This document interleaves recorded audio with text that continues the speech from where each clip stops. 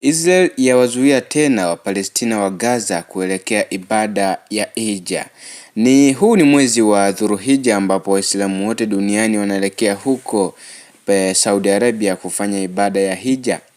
Watetezi wa haki za binadamu na maafisa wa Palestina wamelaani hatua wanayoieleza kuwa ni kukiuka kwa mfumo wa uhuru wa ibada baada ya utawala haramu wa Israel kwa mara nyingine kuzuia maelfu ya Wapalestina wa Gaza kusafiri kwenda nchini Saudi Arabia kwa ajili ya ibada ya Hija ya kila mwaka. Mambo vipi mtazamaji wa Elimika Plus, karibu. Kama bado hujasubscribe basi fanya hivyo ili uwe kwanza kupata habari zetu. Maelfu ya Wapalestina wa Gaza wameshindwa tena kutekeleza ibada ya Hija, huku Israel ikiendelea kuweka vikwazo vya usafiri kupitia mipaka ya Gaza. Wakati Waislamu kutoka pande zote za dunia wakifika Saudi Arabia kwa ajili ya ibada ambayo ni miongoni mwa nguzo ya Uislamu, wengi wa Wapalestina wa Gaza wanasalia wakiwa wamekwama kutokana na vita, mzingiro na ukimbizi. Kufungwa kwa vituo vya mpakani na janga la kibinadamu lililotokana na vita kumenyima maelfu ya Wapalestina fursa ya kutekeleza moja ya nguzo muhimu zaidi ya dini ya Kiislamu. Rami Abu Staita, mkurugenzi mkuu wa Hija na Umra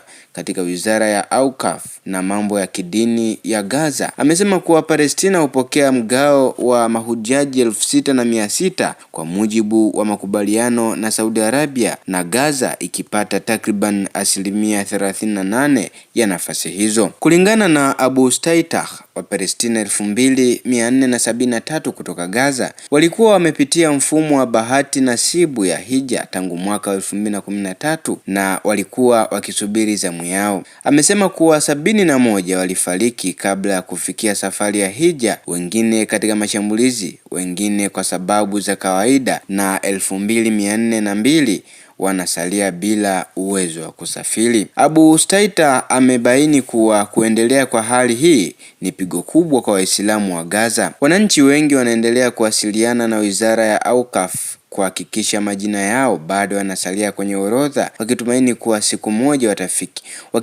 kuwa siku moja watasafiri na wataweza kuruhusiwa. Kabla ya vita, mahujaji wa Gaza walikuwa wakivuka kupitia mpaka wa Rafah kuelekea Misri, kisha Cairo na baadaye Saudi Arabia. Mchakato huo ulihusisha utaratibu kati ya viongozi wa kidini wa Kipalestina pamoja na maafisa wa Misri na Saudi Arabia. Hata hivyo, utawala wa Israel uliteka na kufunga upande wa Kipalestina na mpakani wa Rafah mnamo Mei mwaka 2024 na kuitaka Gaza kutoka njia yake ya mwisho ya moja kwa moja kuelekea ulimwengu wa nje. Kwa Wapalestina wengi, kushindwa kutekeleza Hija hakumaanishi tu kikwazo cha kiutendaji, bali pia ni sura nyingine ya maumivu ya muda mrefu ya hali ya kutokuwa na uhakika chini ya mazingira ya vita pamoja na mzingiro unaoongezeka. Hii ni Elimika Plus. Hii ni taarifa ambayo imetufikia hapa karibuni, ambapo mamia na maelfu ya Wapalestina kote ulimwenguni wanaelekea huko Saudi Arabia katika ibada ya Hija. Huu ni mwezi wa Dhulhijja